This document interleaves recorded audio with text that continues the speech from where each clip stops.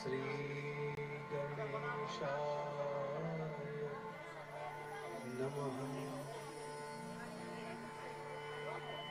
श्री सरस्वत्यै नमः।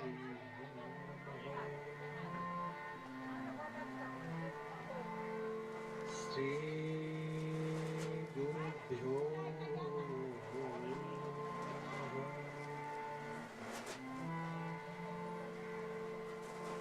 ध्येयं सदा परिभवग्नमवेष्टदोहम् तीर्थास्पदं शिवविरिञ्चिनुतं शरण्यम् भृत्यार्थिहं प्रणतपालभवाब्धिपोतम् वन्दे महापुरुषते चरणारविन्दम्।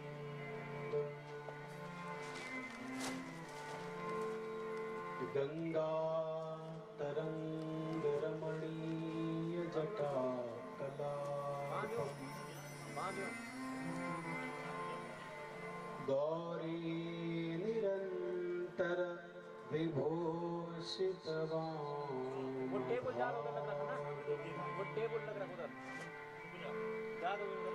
नारायणं प्रियमनङ्गमदापहारम् वाराणसीपुरपतिं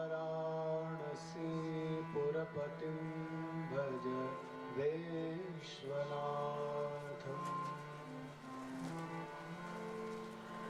सृष्टो या सर्गरूपा जगदवनविधो पालनीया चरोत्री संहारे चापि यस्या जगदिदमखिलम् क्रीडनं या पराख्या पश्यन्ति मध्यमाथो तदनु भगवती वैखरी वर्णरूपा सास्मद्वाचं प्रसन्ना विधिहरिगिरिशा राधितालङ्करोतु। नौमीड्यते भ्रवपुषे तडिदम्बराय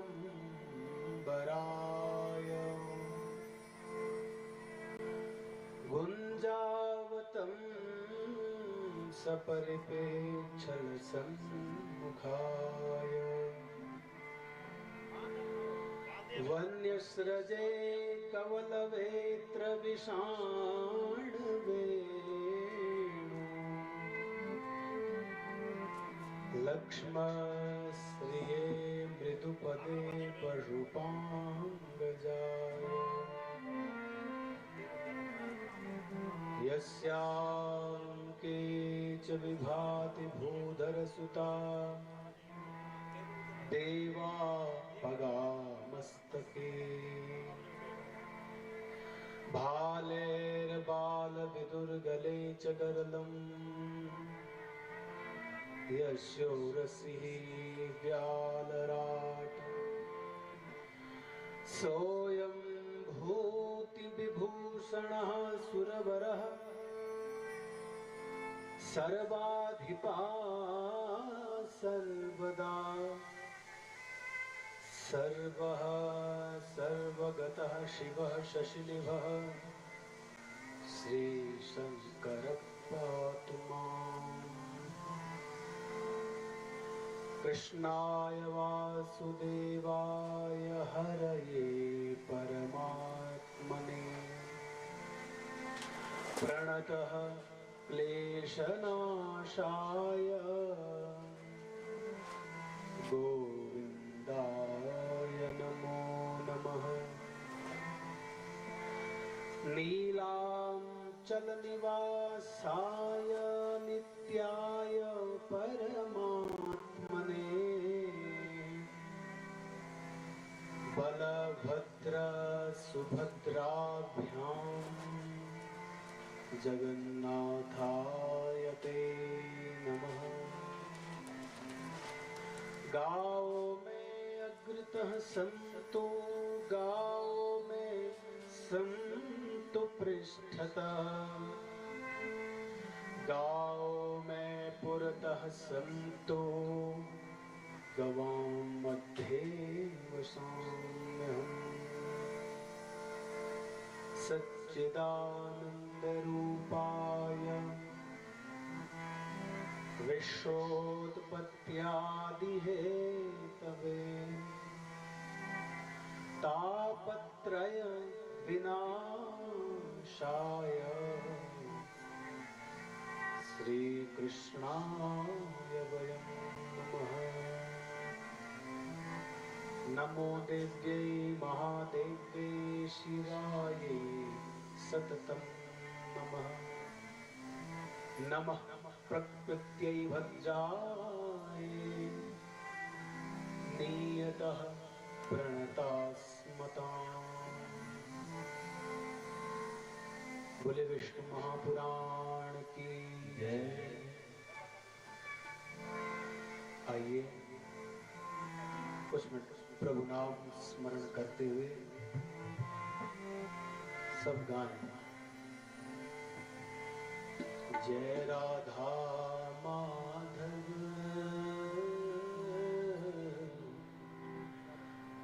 जय कुंज विहारी जय राधा माधव जय कुंज विहारी जय राधा माधव जय कुंज विहारी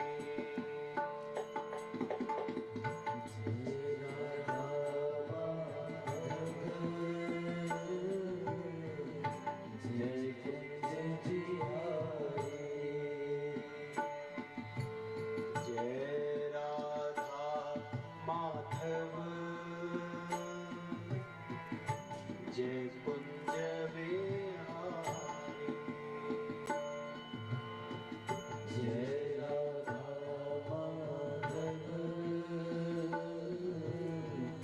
जय कुंज विहारी जय राधा माधव जय कुंज विहारी जय राधा माधव जय कुंज विहारी जय गोपी जन वल्लभ जय गोपी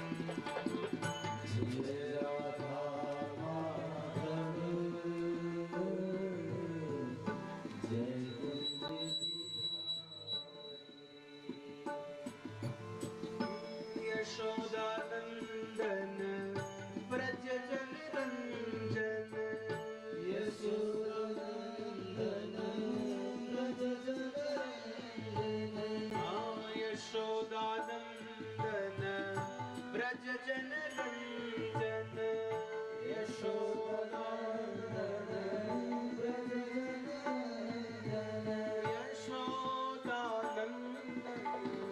ब्रज जन रंजन यशोदानंदन ब्रज जन रंजन यशोदानंदन ब्रज जन रंजन यशोदानंदन ब्रज जन रंजन यमुना तीर बनचारी जय गिरधरधारी यमुना तीर बनचारी जय गिरधरधारी जय राधा माधव जय कुंज बिहारी जय राधा माधव जय कुंज बिहारी जय राधा माधव जय कुंज बिहारी जय राधा माधव जय कुंज बिहारी जय राधा माधव जय कुंज बिहारी जय राधा माधव जय कुंज बिहारी हरे कृष्णा कृष्णा कृष्णा हरे हरे हरे कृष्णा कृष्णा कृष्णा हरे हरे कृष्णा कृष्णा कृष्णा हरे हरे हरे कृष्णा कृष्णा कृष्णा हरे हरे हरे राम राम राम हरे हरे हरे कृष्णा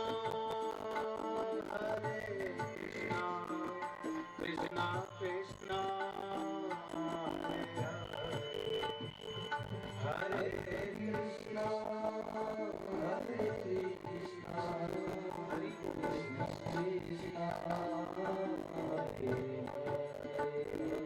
हरे कृष्णा कृष्णा हरे हरे कृष्णा कृष्णा कृष्णा हरे हरे हरे कृष्णा कृष्णा कृष्णा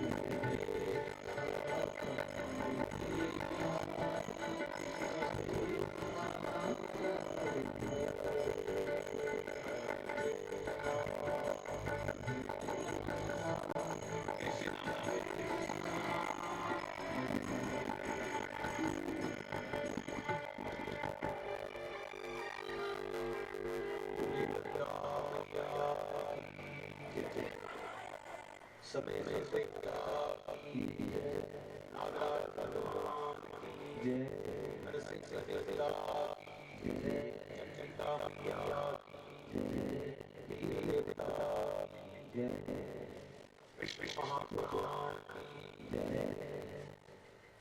समस्त आवाज देवी देवताओं की जय। भगवान श्री नागराज देवता के चरण में करते हुए परमात्मा अद्भुत देवी के शीश चरणों में प्रणाम। स्थान देवी देवता मंडप देवता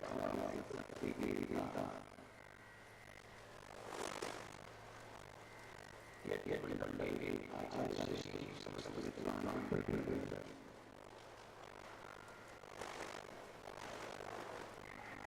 तथा श्रवण करने वाले सभी भाई भाई सभी को व्यास जी से प्रणाम। माँ भगवती भागीरथी के उद्गम स्थल पर बैठे माँ गंगा के तट पर भगवान विष्णु की कथा, नारायण की कथा को सुनने के लिए सहभागी बने। माँ भगवती भागीरथी की कृपा से, माँ गंगा की कृपा से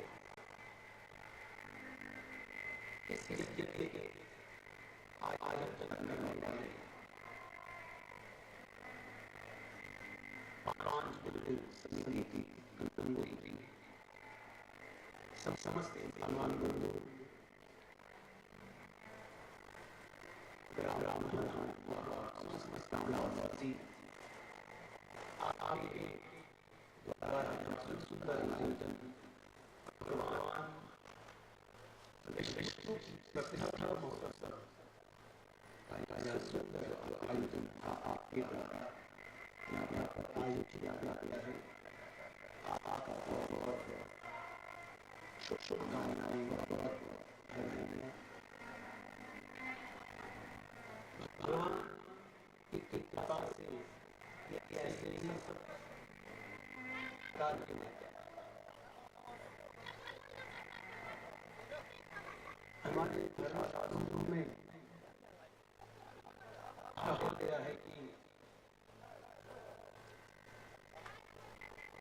किसी देवता की प्रतिष्ठा हो या मंदिर का निर्माण हो तो उसका फल बहुत बताया गया।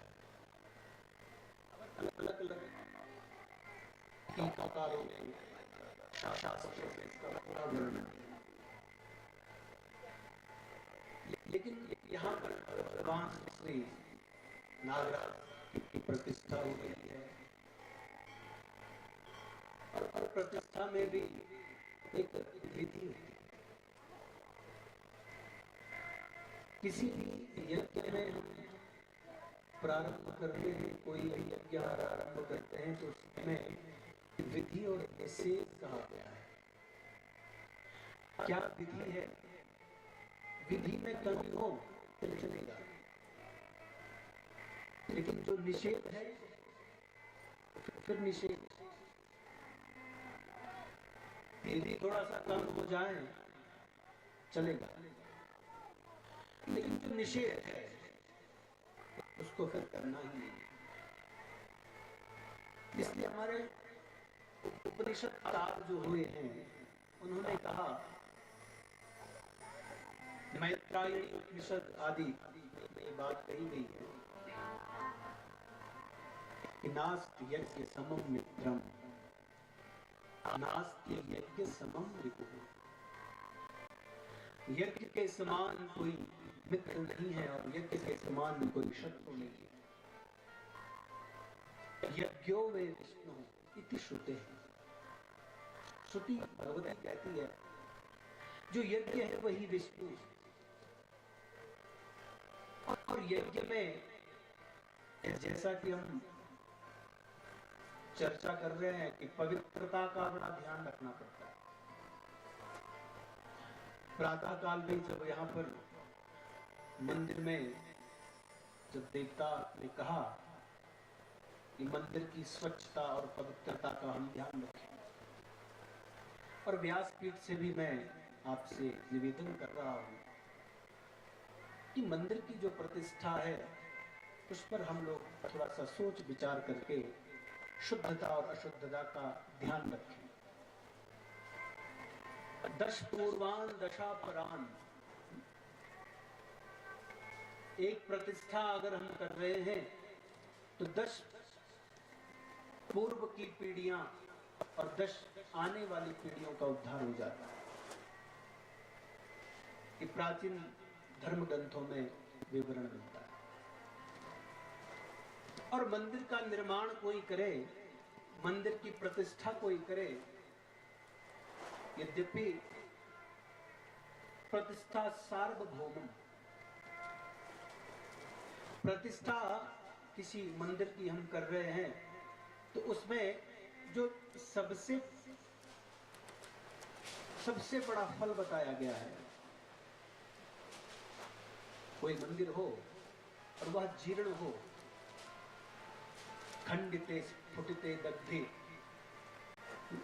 थोड़ा सा उसके जो द्वार हैं, थोड़ा सा मंदिर की जो मीनारें हैं वो अगर टूट गई और उसका जो निर्माण करने वाला है और वो कहे कि भाई थोड़ा सा मंदिर जीर्ण हो गया है, थोड़ा सा मैं इसको इस पर थोड़ा सा उसको बढ़िया से बनवा लूं, तो कहते हैं उसको पूरे संसार का सार्वभौम एक राजा का जो फल होता है, राजा के द्वारा वह प्रतिष्ठित होता है, राजा के समान वह पूजनीय हो जाता है। और मंदिर में अगर कोई नई निर्माण हम कर रहे हैं, किसी जगह पर अगर मंदिर का निर्माण हो रहा हो तो उसमें बताया गया है इष्टिकानां तु विन्यासो, जितने समय तक उस मंदिर में वह ईंटें रहती हैं, जिसने वहां पर सहयोग किया गया है, जो भी अपनी तरफ से तन से मन से धन देता है, इष्टिकानां तु विन्यासो, जब तक वह मंदिर में ईंट रहती है, वो स्थित रहता है वह मंदिर, उतने 1000 वर्ष तक मणिद्वीप निवासी, उतने 1000 वर्ष तक वह व्यक्ति मां भगवती के धाम में निवास करता है। यावत वर्षाणि तिष्ठति, और प्रतिष्ठा हो और मंदिर का निर्माण हो तो सुंदर बात है। लेकिन उसमें हम लोगों को पता नहीं है ना कि प्रतिष्ठा की महत्ता क्या है,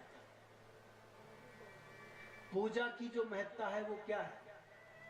हमारे शास्त्रों में तो यहां तक कहा गया है कि यदि आजकल तो सावन का महीना भी है, सावन के महीने में अगर कहीं पर बैठ करके हम भगवान शिव का रुद्राभिषेक देख रहे हैं तो दाना शक्तोष पर्यांतम पश्ये तत्परमानसम, कहीं पर बैठ करके अगर हम भगवान की पूजा अर्चन का दर्शन भी अगर हम कर रहे हैं तो कहते हैं उसको उतना ही फल प्राप्त होता है जितना कि वो यज्ञ को कराने वाले को प्राप्त होता है। एक पूजा का दर्शन करने का ये महत्व है। माँ गंगा की आरती हो रही हो, माँ गंगा का महापूजा हो रही हो, और महापूजा के साथ साथ यदि हम वहां पर चले गए और उस पूजा के समय पर हम पहुंच गए, भैया आपसे बढ़कर कोई पुण्यशाली नहीं है, आपको भी उसका उतना ही फल मिलेगा जितना कि वो आयोजन करने वाला होता है, जितना कि वो यजमान होता है। इसलिए कभी भी आओ, मंदिर में पूजा हो रही हो, मंदिर में कथा हो रही हो, जरूर उसका श्रवण करें। समय का भले ही अभाव हो, लेकिन कुछ क्षण बैठ करके भगवान की कथा, कुछ क्षण बैठ करके हम भगवान की पूजा का दर्शन करें। और कहते हैं कि हमारे यहाँ पर जो मंदिर की व्यवस्था होती है, प्रतिष्ठा की जो व्यवस्था होती है, उसका जो विधान बताया गया है कि यदि एक दिन अगर पूजा छूट जाए तो एक दिन पूजा विच्छेदे द्विगुणम पूजनम। अगर एक दिन पूजा छूट जाए, प्रतिष्ठा हो गई है, हमने मंदिर का निर्माण कर लिया है, लेकिन पूजा अगर छूट जाए तो दूसरे दिन ठाकुर जी का स्नान करके फिर दुगुना पूजा करनी चाहिए, 2 गुना पूजा करनी चाहिए। और 2 दिन पूजा विच्छेदे द्विदिनम पूजा विच्छेदे महापूजा। 2 दिन अगर पूजा छूट जाए तो कहते हैं कि महापूजा करनी चाहिए। और महापूजा जो हमारे आचार्य श्री हैं, उनको पूजा की पद्धति सब पता है। और अगर मास महीने तक की अगर पूजा छूट जाए तो कहते हैं मास दिन पूजा विच्छेदे पुनः प्रतिष्ठा चका गया। उस देवता की फिर प्रतिष्ठा करनी चाहिए। और जो प्रतिष्ठित देवता है, यदि हमने उन प्रतिष्ठित देवताओं का विधिवत पूजा में किया तो कहते हैं उसमें प्रेत आदि, पिशाच आदि का निवास होता है। ये विधि है शास्त्र में। और हमारे यहाँ उत्तराखंड में तो सभी प्रकार के देवता हैं, और सबकी पूजा अलग अलग विधि होती है। सब पूजा की भी एक विधि होती है। आप जिस देवता की पूजा कर रहे हैं, शास्त्रों में उसकी विधि भी अलग बता रखी है। तो ये पूजा का जो प्रकरण है, ये प्रतिष्ठा का जो प्रकरण है, ये मंदिर निर्माण का जो विधि बताई गई है, इसमें बहुत सावधानी बरतनी पड़ती है।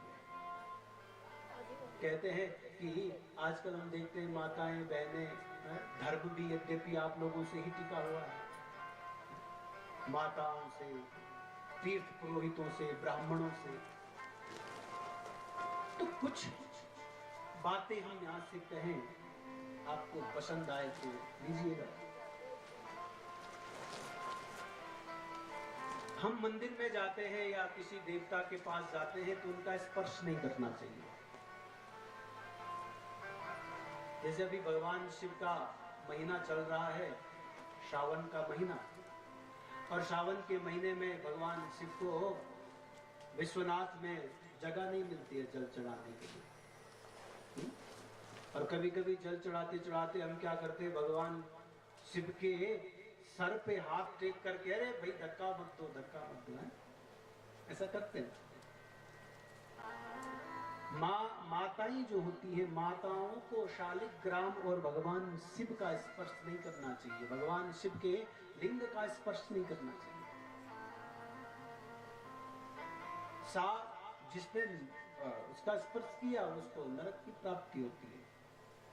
यहां तक हमारे शास्त्रों में कहा गया है, यदि देव विग्रह का जो अर्चक होता है, पुजारी जो होता है, यदि बार बार भी वह स्पर्श करे तो भी वह दोषकारक होता है। एक बार भगवान ठाकुर जी का स्नान करा करके, श्रृंगार करा करके, नैवेद्य चढ़ा करके स्थापित कर दिए, आइए दर्शन कीजिए, पत्रम पुष्पम फलम तोयम चढ़ाइए और वहां से प्रसाद दीजिए और ग्रहण कीजिए और चले जाइए। ये विधि है। और निषेध क्या है कि शालिग्राम और भगवान शिव के लिंग का स्पर्श न करें। पूजा में बैठ सकते हैं, पूजा में आपका अधिकार है, ये विधि है। आजकल हम देखते हैं कि सब देवता का स्पर्श हम लोग कर रहे हैं, सभी देवी देवताओं का हम स्पर्श कर लेते हैं, लेकिन उससे उनको, उनका जो तेज है वह नष्ट हो जाता है। इसलिए विधि बताई गई है, इसलिए विधान बताया गया है। विधि निषेध मय कलिमल हरणी कर्म कथा रवि नंदन। क्या विधि है और क्या निषेध है, ये ऐसे ही है जिस प्रकार से तुम्हारी कार में एक्सीलेटर भी और ब्रेक भी है।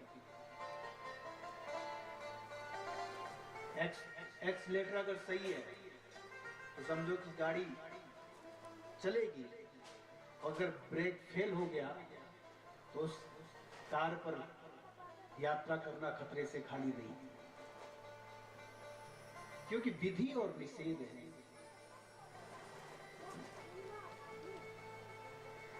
तो हमारे यहाँ पर जो ये सुंदर व्यवस्था बताई गई है पूजा पद्धति की, पूजा प्रकरण की, ये हम सब लोग इसको माने और अपने जीवन में उतारे, तब कथा सार्थक है। और भगवान की कथाएं हमें जीना सिखाती है। हमारा जीवन कैसा हो ये हमें कथा सिखाती है। जैसे भगवान श्री राम इस धरती पर आए, इस धरती पर आकर के मानव कैसे बने ये भगवान ने मानव बन के दिखाया है। मानव बनने का अर्थ क्या था? केवल राम ने रावण को मारा, कृष्ण ने कंस को मारा, ये कथाएं यहीं तक सीमित नहीं है। हमारे भीतर बोध कराती है कथा, हमारे भीतर बोध कराती है कथा, ज्ञान और विवेक को देने वाली होती है कथा, भक्ति को बढ़ाने वाली होती है कथा, धर्म अर्थ काम और मोक्ष को देने वाली होती है कथा। कुछ बातें हमारे यहाँ शास्त्रों में देश काल परिस्थिति के कारण रूढ़िवादिता हो चुकी है, उसको धर्म से जोड़ दिया गया है। हमारे शास्त्र कहते हैं कि भाई यह शास्त्र विधि मुत्सृज्य वर्तते काम कारत न च सिद्धिम अवाप्नोति न सुखम न परां गतिम। शास्त्र विधि को छोड़ करके यदि हम अपने मन माने ढंग से आचरण करते हैं तो वह न तो पराम गति, वह न सुख को देने वाला है और न परम गति को देने वाला है। सुख चाहते हो तो शास्त्रवत जीवन, सुख चाहते हो, शांति चाहते हो, परम आनंद चाहते हो तो आओ न कथा में। ये कथा ही तो है। जो आनंद सिंधु सुख राशि, जो आनंद सिंधु सुख राशि, जो आनंद सिंधु सुख राशि, जो आनंद सिंधु सुख राशि, स्वीकारते त्रैलोक सुपासि, स्वीकारते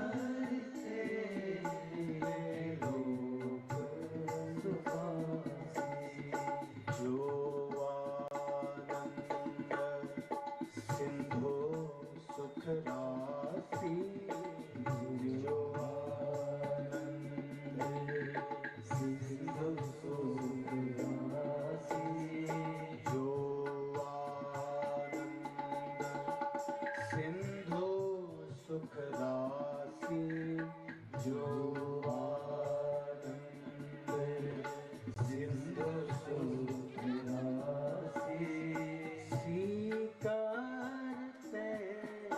त्रैलोक सुपासि, स्वीकारते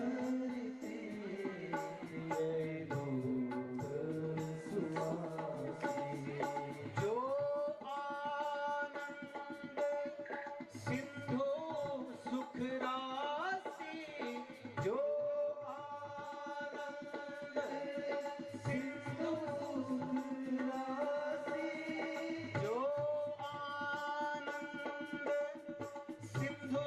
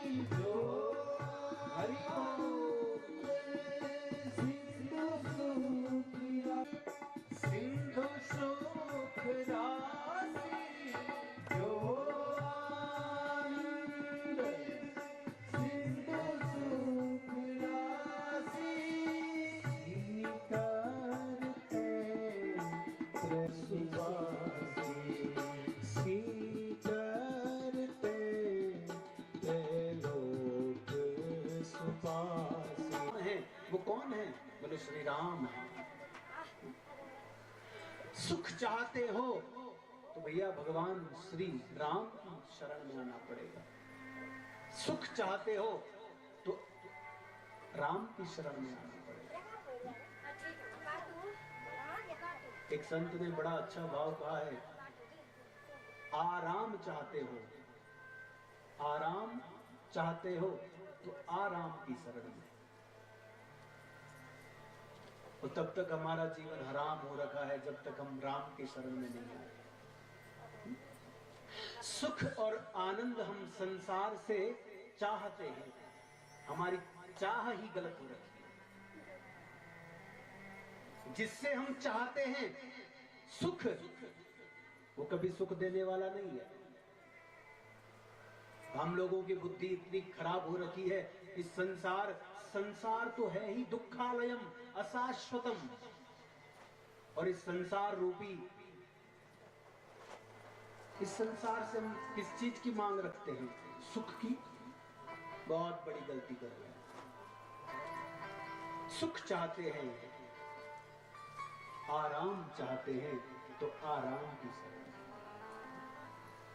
क्यों? क्योंकि वो आनंद के सागर हैं, सुख के धाम हैं। और संसार में जो थोड़ा सा आनंद की अनुभूति हमें होती है ना, वो एक सीकर है। कृपा करी है भगवान ने संसार वालों पर। आनंद समंदर का वो समंदर है, आनंद का समंदर है। और एक कण भगवान ने करुणा के रूप में संसार में उसको दिया है। थोड़ा सा सुख हमें दिखता है। और संसार का जो सुख है ये क्षणिक है, स्थिर नहीं है ये। इसलिए जो भक्त होते हैं, न विभक्तः इति भक्तः, एक क्षण भी जो अपने इष्ट से विभक्त नहीं होता है, सा भक्त, वही भक्त है। हम लोग कभी कभी देखते हैं पूरे श्रावण का महीना, आचार्यों ने बोला है भाई तेरे ग्रह खराब हैं, स्वर्ण को मैंने लगे थोड़ा सा जल अभिषेक करियाल, नहीं तो शनि राहु केतु तेरे को सोने नहीं देंगे। परेशान हो गया बेचारे ने, कर्जा कुर्जा लेकर के। पंडित जी ने कहा भाई राहु लगा हुआ है, केतु लगा हुआ है, कुछ कर्जा वर्जा लेकर के सावन के महीने में थोड़ा ग्रह शांति करवा लेता। कुछ टाइम तो शांति रह गई, लेकिन जिनसे पैसे लिए हैं वो पीछे पड़ गए। भाई पैसा कब दे रहा है? ये क्षणिक सुख है। अगर जीवन में चाहते हैं कि हम सुख और शांति से रहें तो रोज भगवान का आराधन करें। कहते हैं कि सारे ग्रह जो हैं वो भगवान के नाम जप में इतनी ताकत है, भगवान के नाम में इतना सामर्थ्य है कि सारे ग्रह भी प्रतिकूल भी अगर फल दे रहे होंगे तो अनुकूल फल देना शुरू कर लेते हैं। एक राष्ट्रपति महोदय एक कारागृह में गए, सोचा कि उन्होंने चलो मैं एक जेल में जाता हूं, जरा कैदियों से पूछता हूं कि उनके क्या थोड़ा बातचीत हो जाए, क्या चाहते हैं। तो सारा पूरा जेल को सुंदर बना दिया गया कि अरे महामहिम राष्ट्रपति जी पधार रहे हैं आज, और सुंदर सुंदर उनको वहां पर जितने भी कैदी थे सबको अपने अपने वहां पर कहा कि भैया आज राष्ट्रपति जी आ रहे हैं और आपको वहां पर जो वो पूछेंगे, जो भी आपकी परेशानी है आप वो बात रखिए। तो जैसे ही महामहिम राष्ट्रपति महोदय पहुंचे, एक कैदी से पूछा कि हाँ कोई दिक्कत तो नहीं है? उसने बोला प्रभु दिक्कत, जेल ही दिक्कत है, जेल में आना ही सबसे बड़ी दिक्कत है। आप पूछ रहे हो कि कोई दिक्कत तो नहीं है? चलो हमने अपराध किया है तो मैं यहाँ पर 3 वर्षों से हूँ, लेकिन सुबह का खाना अच्छा नहीं मिलता। यदि आप चाहें तो आप तो सब कुछ कर सकते हैं, सुबह का जो नाश्ता है वह सुंदर हमें मिले खाने के लिए। तो बोला ठीक है। जो जेलर साहब थे उनसे कहा कि हाँ इसकी जो मांग है वह पूरी हो, कि ठीक है सर हो जाएगा। दूसरे कैदी से मिले, उसने बोला कि आप क्या चाहते हैं, कुछ परेशानी हो तो बताइए। ये जेल खाने में इन्होंने बहुत समय से ना ऐसी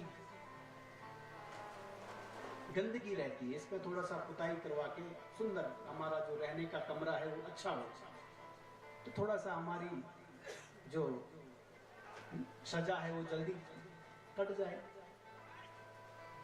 तो जेलर साहब से बोला कि भाई इसका जो पूरा जेल खाना है वो सब सुंदर उसको बना दिया जाए। तीसरे ने बोला कि क्या चाहते हो? बोला प्रभु आप भाई आप तो सब कुछ कर सकते हैं, ये जो कपड़े हैं ना, दूर से ही हमें लोग देखते आते तो बोलते भाई ये तो कैदी है, ये कपड़े थोड़ा इस वर्दी को दूसरी बना करके थोड़ा सा अच्छे वस्त्र हम पहने, थोड़ा वो ना लगे कि हम यहाँ सजा काट रहे हैं। तो बोला कि ठीक है, जितने भी कैदी हैं सबको सुंदर वस्त्र बांट दिए जाए। अब एक व्यक्ति बैठा हुआ था, उसने बोला कि भाई तेरी क्या मांग है? उसने कहा कि सुना है मैंने कि राष्ट्रपति जो घोषणा कर देता है वो बात कभी अकाट्य नहीं होती है, वो बात सत्य होती है। बोला कि हाँ होती है, कि मेरे से बहुत बड़ी गलती हुई है, मैं अपने गुनाहों की सजा बहुत वर्षों से यहाँ पर काट रहा हूँ, लेकिन अब शरीर भी साथ नहीं देता है, तो मेरी एक ही प्रार्थना है आपसे कि मुझे इस कैद खाने से मुक्त कर दीजिए। राष्ट्रपति ने वही घोषणा कर दी, इसकी जो सजा है उसको पूर्ण करके इसको रिहा कर दिया जाए। तो बस उन्हीं कैदियों की तरह हम भगवान के पास बैठ करके हम अपनी मांग रख रहे हैं। मांग पूरी हुई और भगवान के प्रति आस्था खत्म। उसी प्रकार से भगवान कर्तुम अकर्तुम अन्यथा कर्तुम समर्था। भगवान वही है जो हो सके उसको करने में भी जो समर्थ रखता है, और जो ना भी हो सके उसको करने में भी जो सामर्थ्य रखता है, सा ईश्वरः, वही भगवान। एक राष्ट्रपति के पास जब इतना पद हो सकता है, उस जगदीश के पास कितना बड़ा पद होगा। हम ठाकुर के पास जाते हैं, माँ गंगा के पास जाते हैं, हे माँ गंगा मुझे पुत्र की प्राप्ति हो जाए, हे प्रभु मुझे मेरे बच्चे की नौकरी लग जाए, मुझे सुंदर बहू मिल जाए, मुझे प्रतिष्ठा मिले, मुझे यश मिले, मुझे धन मिले। भगवान तो उसको देते हैं, लेकिन फिर वो भगवान से कट जाता है। लेकिन भक्ति वही है, प्रभोरहम मम प्रभो, प्रभो मैं आपका हूं, मैं जैसा भी हूं मैं आपका हूं। मुझसे गलतियां हुई, मैं पापी हूं, इस जन्म का ही पापी नहीं हूं मैं, 84 लाख योनियों से हम भोग के आ रहे हैं सब चीजें। लेकिन भगवान के पास हम बैठे और भगवान तो खड़े हैं। गीता में भगवान कहते हैं सर्वधर्मान परित्यज्य, सर्वधर्मान परित्यज्य मामेकं शरणं व्रज, मामेकं शरणं व्रज, मामेकं शरणं व्रज। अरे सारे कामों को छोड़ करके एक बार मेरी शरण में तो आ जा। तो एक भक्त ने बोला कि मैं आपकी शरण में आ जाऊं, लेकिन बदले में क्या दोगे?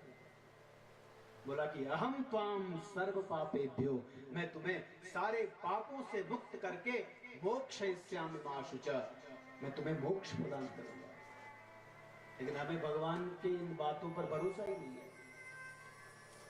भरोसा कैसे करें? भक्ति नहीं है, बिनु विश्वास भक्ति नहीं। और भक्ति कैसे होगी? उसके लिए श्रद्धा का पात्र चाहिए। ना हमारे पास श्रद्धा का पात्र है, ना हमारे पास विश्वास है, तो फिर भटक रहे हैं हम इस संसार में। और भगवान कहते हैं कि भाई जब तक वो मेरी शरण में ना आ जाए तब तक मैं उसको भटकाता ही रहता हूं।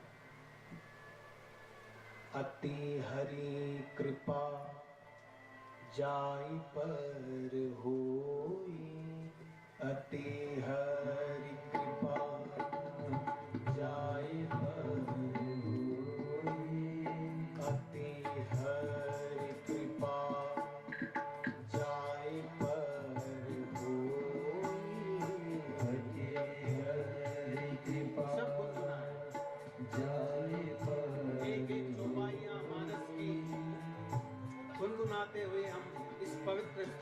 बैठे हुए हैं, एक एक चौपाइयां मंत्र का काम करती है, एक एक चौपाइयां मानस की मंत्र है। ऐसे पवित्र माँ गंगा का तट है, माँ गंगा की उद्गम स्थली है। ऐसे अरण्य में बैठ करके, इन मंदिराओं में बैठ करके भगवान श्री नागराज के सानिध्य में, ऐसे तीर्थ पुरोहितों के सानिध्य में बैठ करके ऐसा इस क्षण का खूब लाभ लीजिए। अति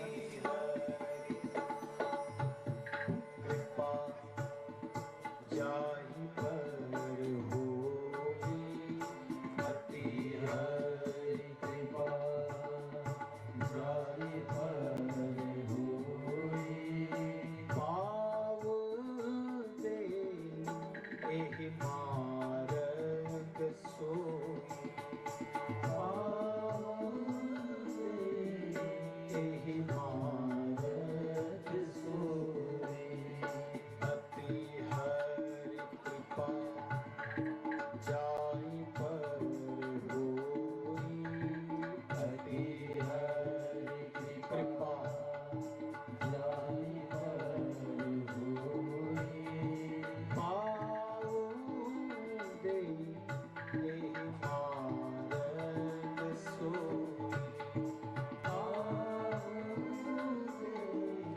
दे एहि मार्ग सोई, एहि मार्ग सोई, एहि मार्ग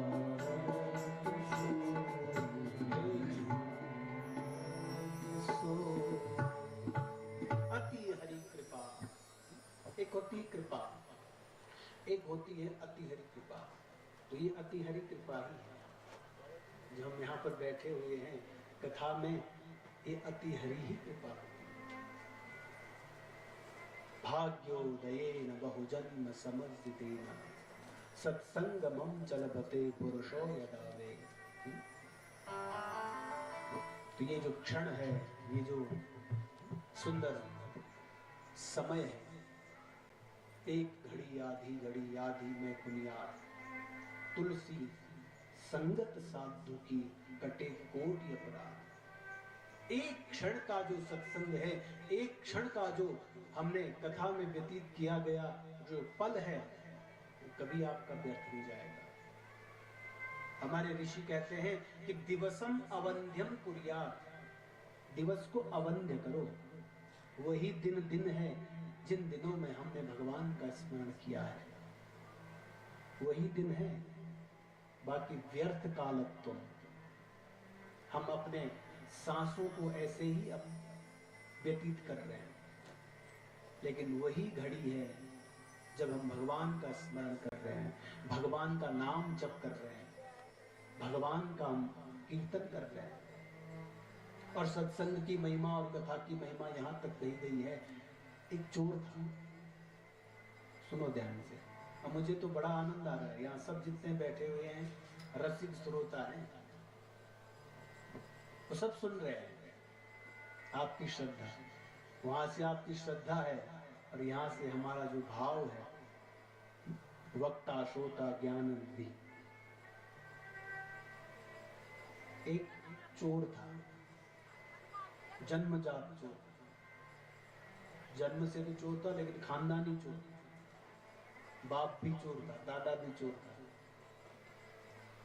सब चोर थे। चोरी करके ही वो अपना क्या करते थे, अपना जीवन व्यतीत करते थे।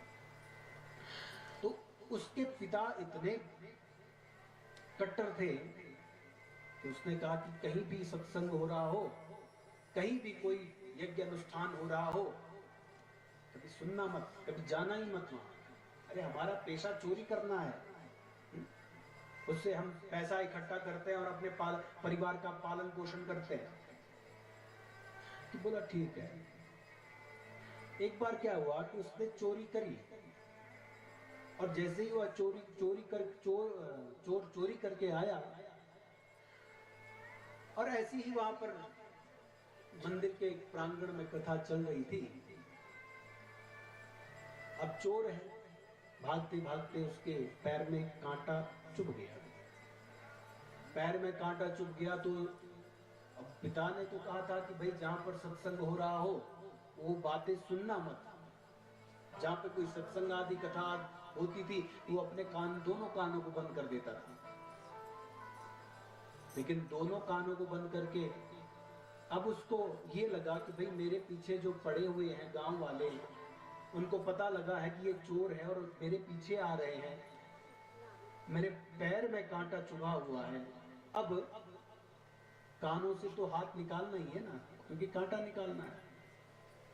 अब जितने समय तक उसने वह पैर का कांटा निकाला तो उसी समय जो वहां पर विप्र देवता कथा कर रहे थे तो उसने कहा कि देखो, हमारे जो धर्म शास्त्र हैं, हमारे जो देवता हैं, उनकी आंखें जो हैं, उनकी जो पलकें हैं वो कभी झपकती नहीं है, उनकी पलकें कभी झपकती नहीं है। तो बस जैसे उसने सुना और उसने कांटा निकाला और उसने अपने दोनों कान बंद कर दिए और उसके कानों में वो बात पड़ गई कि हमारे जो देवता होते हैं उनकी पलकें नहीं झपकती।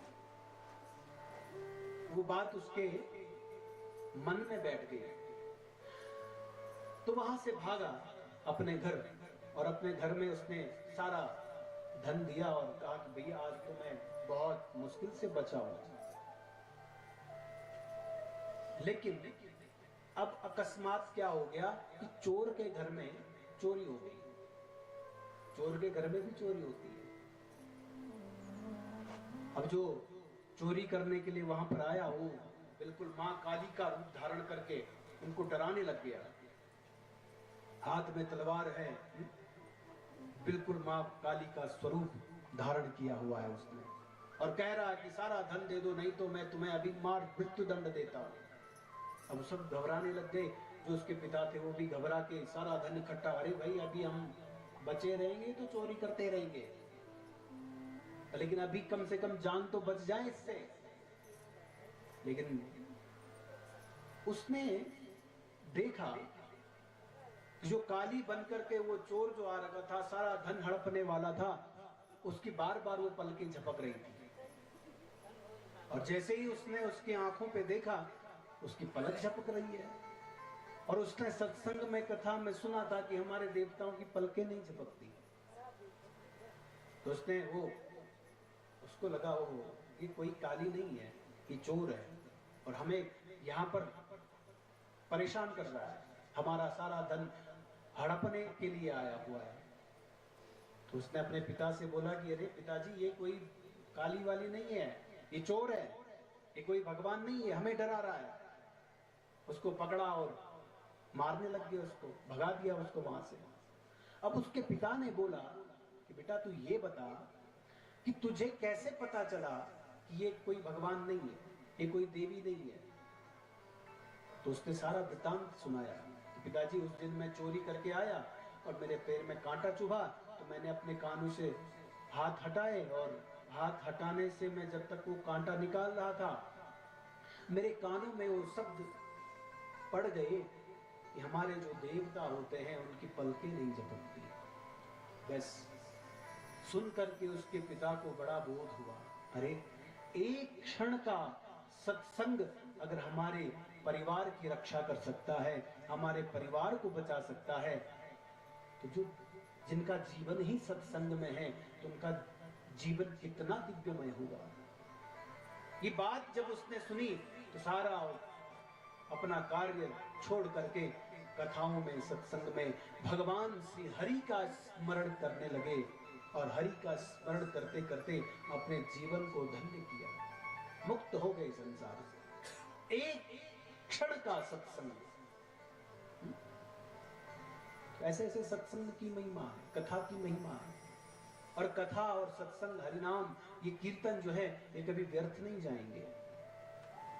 आज का बीज बोया हुआ आने वाले समय पर आपको बहुत फल देगा। हम प्रकृति में जी रहे हैं, ध्यान रखना, हम प्रकृति में जीने वाले व्यक्ति हैं और प्रकृति पुरुषात्मकम जगत, यह प्रकृति ही परमात्मा का स्वरूप है। और इस प्रकृति का एक बहुत अच्छा नियम है कि आप जो बोते हैं उसको दुगुना करके आपको मिलता है। एक आपने बीज बोया है लेकिन उसका जो फल होता है वो कितना बड़ा होता है। एक धान का बीज कितना छोटा होता है, लेकिन उसकी जो बालियां होती हैं, मंजरी जो होती है, उसका पूरा इकट्ठा कर करके फिर हम कितना इकट्ठा हो जाता है।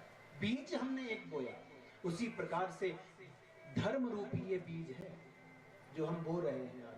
लेकिन आने वाले समय पर हमें इसका पुण्येन पुण्य कर्मणा भवति पापः पापेन। पुण्य कर्म करोगे संसार में रह करके भैया तो पुण्य की ही प्राप्ति होगी, और पाप कर्म करोगे तो पाप का फल भी हमें भोगना ही पड़ेगा। भगवान कहते हैं सुखस्य दुखस्य न कोपि दाता। सुख और दुख को देने वाले मैं नहीं हूं। सुखस्य दुखस्य न कोपि दाता परो ददातीति कुबुद्धिरेषा। ये तुम्हारे कर्म हैं, इसलिए कर्म अगर सही होंगे और उन कर्मों के द्वारा अगर हम अपना जीवन ठीक से निर्वहन कर रहे हैं तो भगवान हमारा पुकार सुन लेता है। जिस प्रकार से बॉल होती है ना, उसको दीवार पर फेंको तो जिसने फेंकी है वो उसी के पास आएगी। भुंगते जनो यत् पर दुःखदस्तम। आपने अगर किसी के लिए कुछ अपशब्द कहे हैं तो वही आपको फिर रिटर्न में मिलेंगे। जो आपने अच्छाइयां किसी दूसरे के लिए कही गई है वही लौट करके आपको मिलेगी। क्यों? आपने ही उसको कहा है, आपने ही उसको प्रेषित किया है। इसलिए ये जो संसार है, आत्मनः प्रतिकूलानि परेशान न समाचरेत्। जो व्यवहार अपने लिए हमें पसंद नहीं है वही व्यवहार हम दूसरों के साथ करें, वही धर्म है। अपने लिए हम सब चाहते हैं हम सम्मान करें, अपने लिए हम सब चाहते हैं कि हमें सब प्रतिष्ठा दें, पुण्य दें, आदर करें हमारा, लेकिन हम कितना दूसरों को आदर देते हैं। तो आत्मनः प्रतिकूलानि परेशान न समाचरेत्। तो इन कथाओं का उद्देश्य यही है। ये इन कथाओं का जो कथा हमें मार्गदर्शक है। हमारी कथा क्या करना चाहिए और क्या नहीं करना चाहिए, ये कथा हमें सिखाती है। बोले शंकर भगवान की जय, गंगा मैया की जय, नागराज भगवान की जय।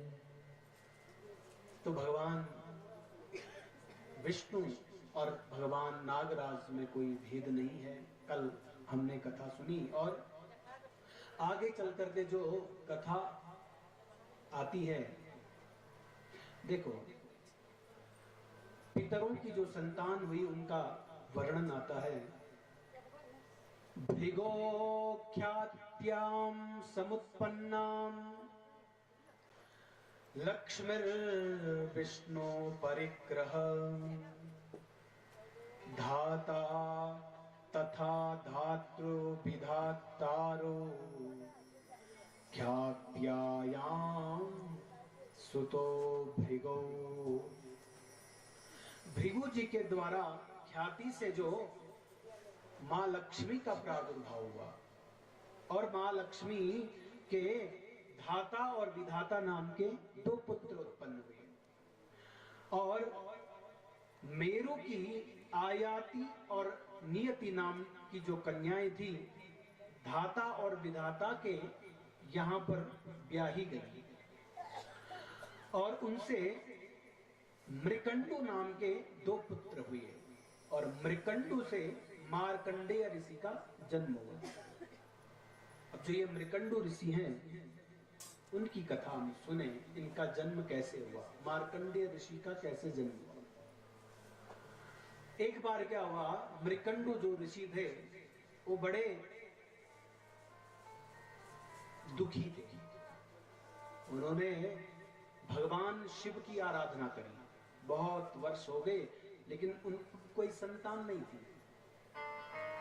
संसार में पुत्रेषणा, वित्तेषणा, लोकेषणा, यही तो ऐषणाएं हैं जो व्यक्ति चाहता है। ये 3 ऐषणाएं ऐसी हैं जिससे हर व्यक्ति चाहता है। कौन नहीं चाहता है कि मेरी प्रतिष्ठा हो? सब चाहते हैं ना। कौन नहीं चाहता है कि मेरी संतति हो, लोकेशन? और कौन नहीं चाहता है कि मुझे समाज में एक अच्छे धनी के नाम से जाना जाए? लोकेशणा, वित्तेषणा, पुत्रेषणा। तो इन से ये हर किसी की चाह है। बड़े बड़े साधु संत भी चाहते हैं कि भाई हमारे गृहस्थ में हमारे न पुत्रात् परमो लाभ हो। गृहस्थ में पुत्र से बढ़कर, संतान से बढ़कर कोई लाभ नहीं है। मृकंडु ऋषि और उनकी जो धर्मपत्नी थी, दोनों बहुत वर्षों तक उन्होंने तपस्या करी। और तपस्या करी तो भगवान, पहले उन्होंने ब्रह्मादि देवताओं को प्रसन्न किया। और ब्रह्मादि देवता तो बोला कि भाई मैं तो सृष्टि का सृजन करने वाला हूं, मुझसे तो यह, मेरे में इतना सामर्थ्य नहीं है कि मैं तुम्हें पुत्र रत्न प्राप्त कर दूं। लेकिन हाँ, एक उपाय मैं आपसे बता दूं कि आप भगवान शिव की आराधना करें और भगवान शिव आपकी मनोकामना पूर्ण करने में सक्षम है। तो भगवान की आराधना में वो लगे मृकंडु ऋषि, और बहुत वर्षों तक उन्होंने तपस्या करी। और तपस्या करते करते भगवान प्रसन्न हो गए। और भगवान प्रसन्न हो गए तो भगवान की प्रसन्नता के लिए, उनकी भक्ति को देखते देखते उन्होंने कहा कि हम प्रसन्नास्मि, मैं बड़ा प्रसन्न हूं, वरम वरणेश्वर, वर मांगे। प्रभु वर क्या मांगना है आप तो सब जानते हैं। अंतर्यामी समस्तानां भावं जानाति मानसम। आप तो अंतर्यामी हैं, आप सब जानते हैं। बोला कि ठीक है, अगर आप चाहते हैं, किस प्रकार की संतान आप चाहते हैं? बोला कि प्रभु संतान हर कोई चाहता है, सद्गुणी हो। भगवान शिव ने कहा कि 100 वर्षों तक अब गुणों से युक्त होने वाली संतान आपको चाहिए, या 16 वर्ष से युक्त, सद्गुणों से युक्त 16 वर्ष की संतान चाहिए। अब मृकंडु ऋषि जो थे वो बड़े सोच में पड़ गए। उन्होंने कहा प्रभु आप ये बात बोल क्या रहे हो? उन्होंने कहा कि देखो, अगर आप अच्छी संतान चाहते हैं तो 16 वर्ष से ज्यादा उसकी आयु नहीं होगी। लेकिन अगर आप 100 वर्ष तक जीने वाली संतान चाहते हैं तो शर्त यह है कि वह अवगुणों से युक्त होगी। तो मृकंडु ऋषि ने बोला कि प्रभु कोर्थः पुत्र जातेन, कोर्थः पुत्र जातेन यो न विद्वान् न धार्मिकः, यो न विद्वान् न धार्मिकः। अरे उस पुत्र का क्या करना जो न विद्वान हो और न धार्मिक हो। तो प्रभु ठीक है, मुझे 100 वर्ष वाली संतान नहीं चाहिए, मुझे 16 वर्ष वाला पुत्र प्राप्त कर दीजिए। 16 वर्ष जिए लेकिन सद्गुणों से संपन्न तो हो। तो भगवान ने आशीर्वाद दिया और कहा कि ठीक है। समय आया, मृकंडु ऋषि के यहाँ पर एक पुत्र ने जन्म लिया जिसका नाम मार्कंडेय रखा। और मार्कंडेय ऋषि जो थे वो दिन प्रतिदिन शुक्ल पक्ष की चंद्रमा की तरह वह बढ़ने लगे।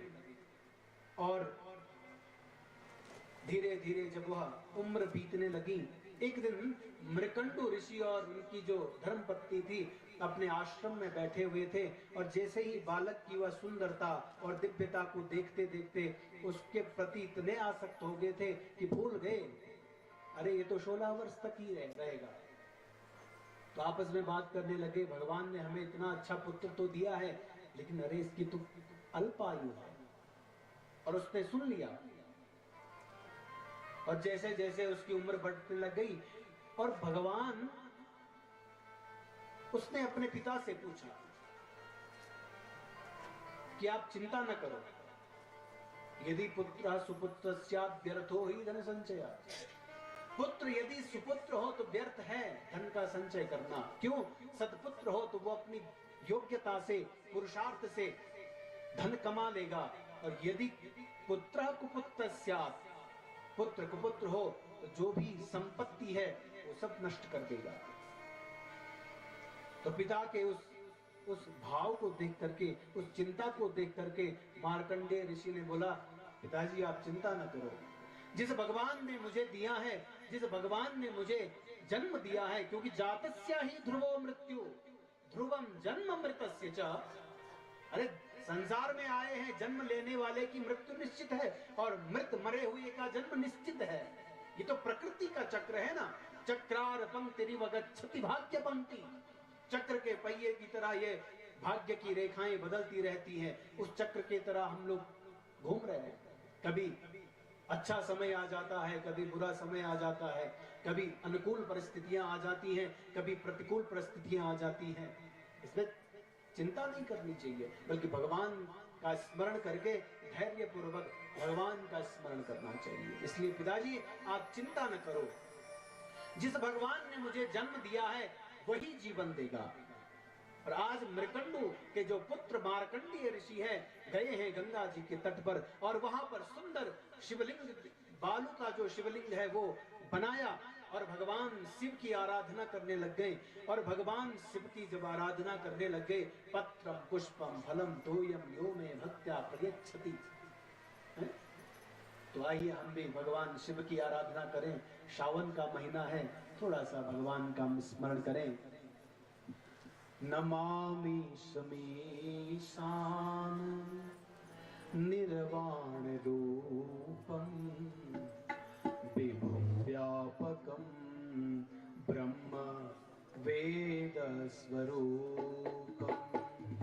नमामि समीशान निर्वाण रूपम विभुं व्यापकं वेद स्वरूपम। नमामि निर्वाण रूपम विभुं व्यापकं वेद स्वरूपम। निजं निर्गुणं निर्विकल्पं निरीहं। निजं निर्गुणं निर्विकल्पं निरीहं। निजं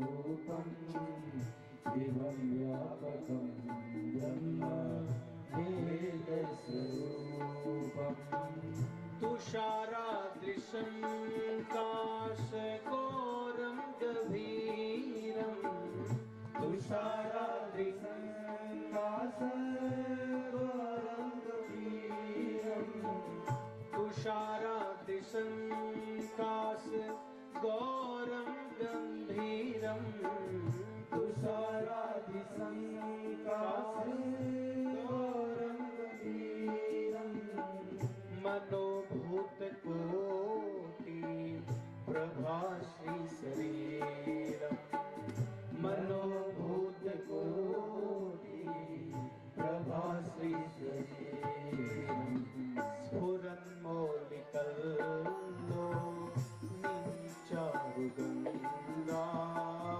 स्फुरन्मौलिकल्लो नीचारुगङ्गा लसद भाल बाले कंठे भुजंगा लसद भाल बाले कंठे भुजंगा नमामि शमीशान निर्वाण रूपं विभुं व्यापकं ब्रह्मवेद स्वरूपं नमामि शमीशान निर्वाण रूपं विभुं व्यापकं ब्रह्मवेद स्वरूपं चलत कुंडलं भ्रूसुनेत्रं विशालं चलत कुंडलं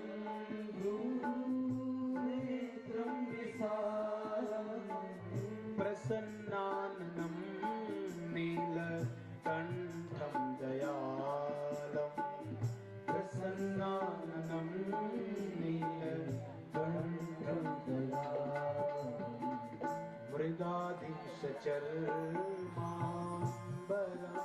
मृगाधीशचर्माम्बरमुण्डमालं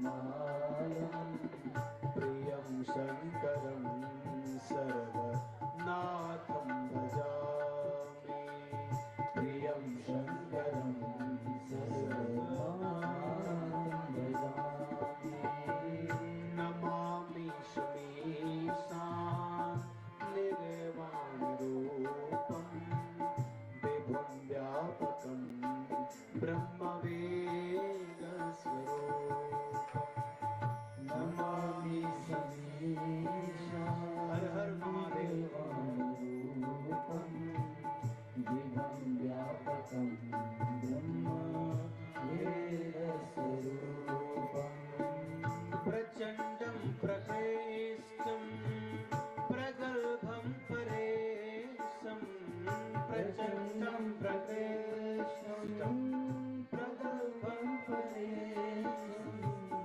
अखण्डं अजं भानु कोटि प्रकाशम् अखण्डं अजं भानु कोटि प्रकाशम् त्रयः शूलनिर्मूलनं शूलपाणि त्रयः शूलनिर्मूलनं शूलपाणि भजेऽहं भवानि पतिं भावगम्यं भजेऽहं भवानि पतिं भावगम्यं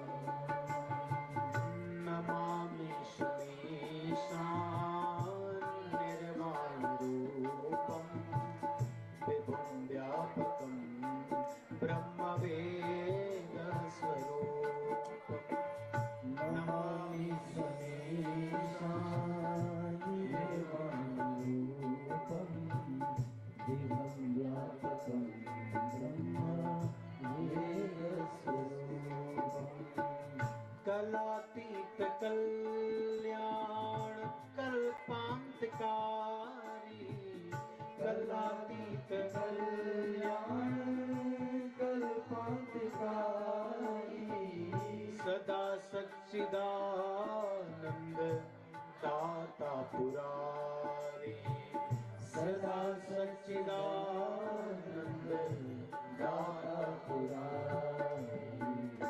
चिदानंद संदोह मोहापहारी, चिदानंद संदोह मोहापहारी।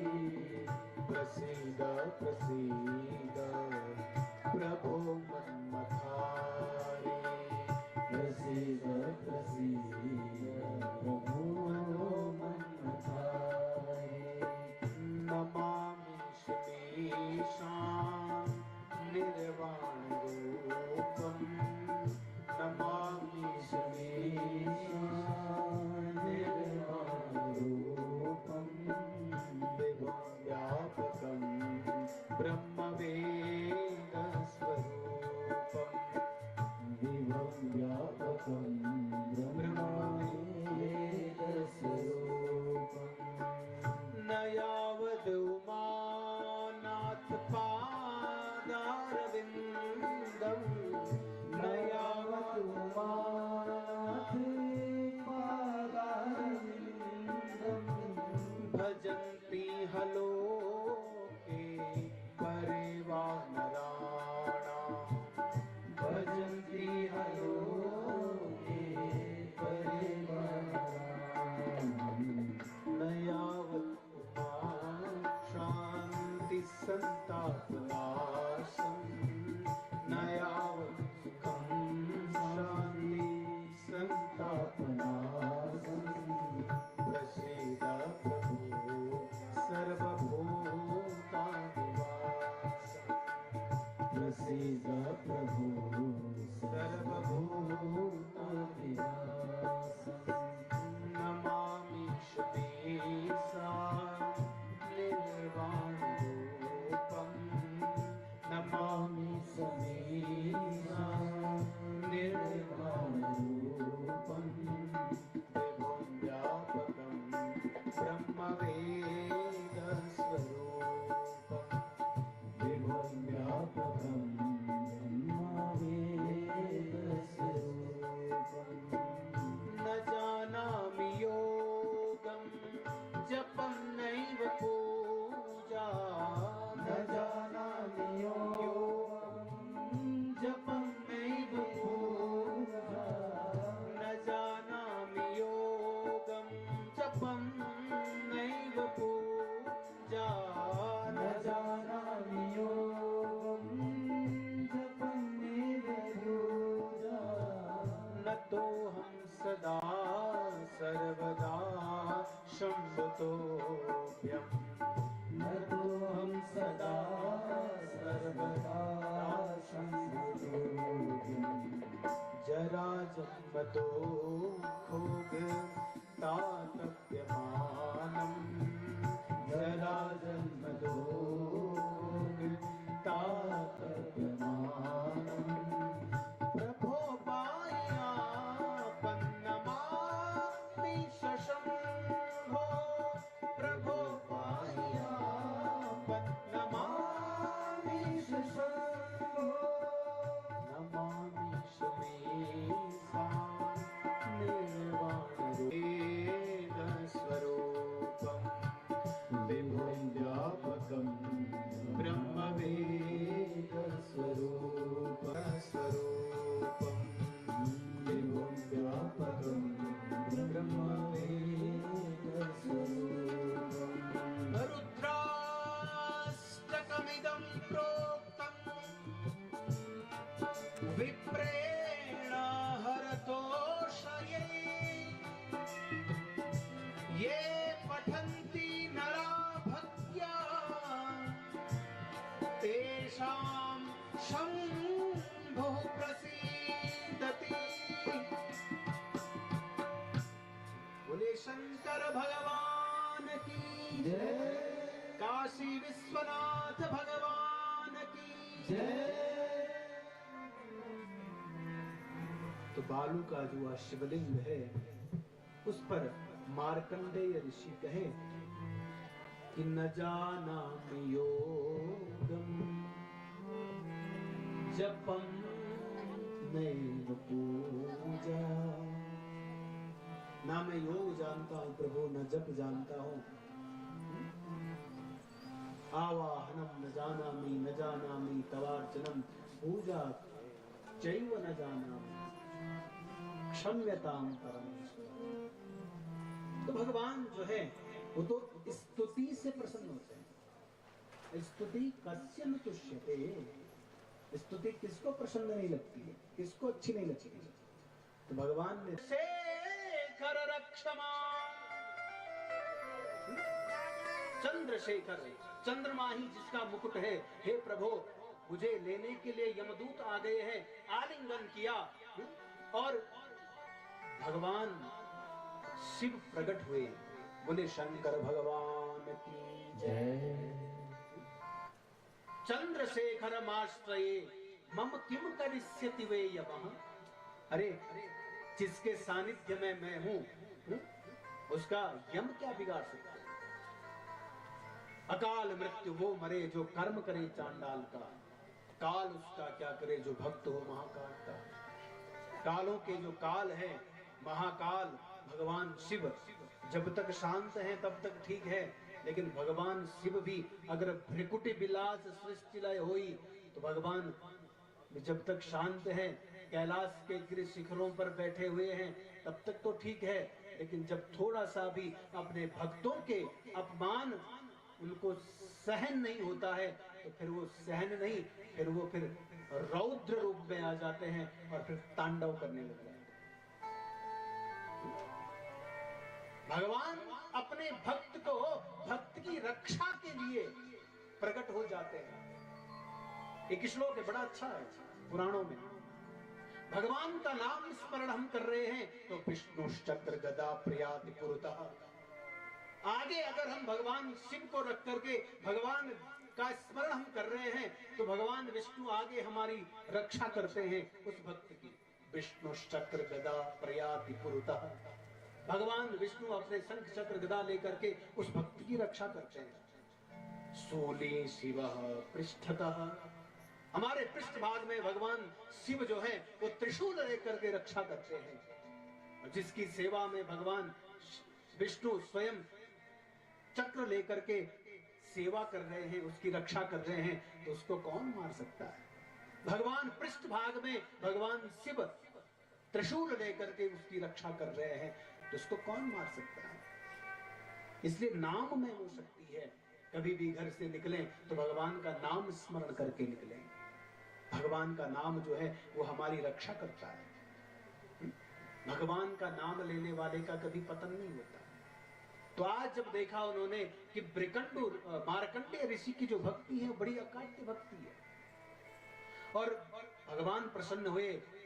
भगवान ने देखा, अरे यमदूतों यहाँ क्या कर रहे हो। बोला कि प्रभु ये तो विधि का विधान है, आपको तो पता ही है। अब आप आए हैं तो आप बस, अब हम कुछ नहीं बोल सकते। यम भी जिनसे कपते हैं। तो यम लोग अपने लोक को चले गए और भगवान शिव ने कहा कि अरे तेरी भक्ति से मैं बड़ा प्रसन्न हूँ और तेरी भक्ति से मैं बड़ा प्रसन्न हूँ, तो जा मैं तुझे अमरता का प्रदान देता हूँ। और अमरता का प्रदान जब दिया तो वह अमरत्व को प्राप्त हो गए। बोले शंकर भगवान की जय। शंकर भगवान की जय। देखो भक्ति में वो शक्ति है, मृत्यु को भी जो टाल देता है, मृत्यु को भी जो दूर कर देती है, वो है भगवान की भक्ति। भगवान शिव जो है वो तो मृत्युंजय है ना। मृत्यु पर जिन्होंने विजय प्राप्त कर ली है, पाठ कर रहे थे, इसलिए भगवान उनसे प्रसन्न हो गए। इसलिए आज भी हमारे जो ऋत्विज हैं, आचार्य गण हैं, वो इसका पाठ करते हैं अकाल मृत्यु के लिए, रोग को दूर करने के लिए। रोग शोक परितापम बंधनम व्यसनादि च, अकाल मृत्यु के लिए ये स्तोत्र किए जाते हैं। तो भगवान की भक्ति और भगवान की भक्ति में शक्ति है कि हमारा प्रारब्ध भी बदल सकता है। श्रावण का महीना है, इसलिए भगवान शिव की थोड़ा सा हमने यहाँ पर पार्थिव शिवलिंग की पूजा की विधि बताई गई है।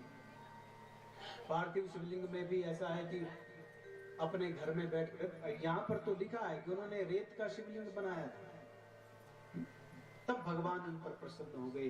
कहते हैं हमारे जो विग्रह हैं देवताओं के, शैली दारू मई लेख्या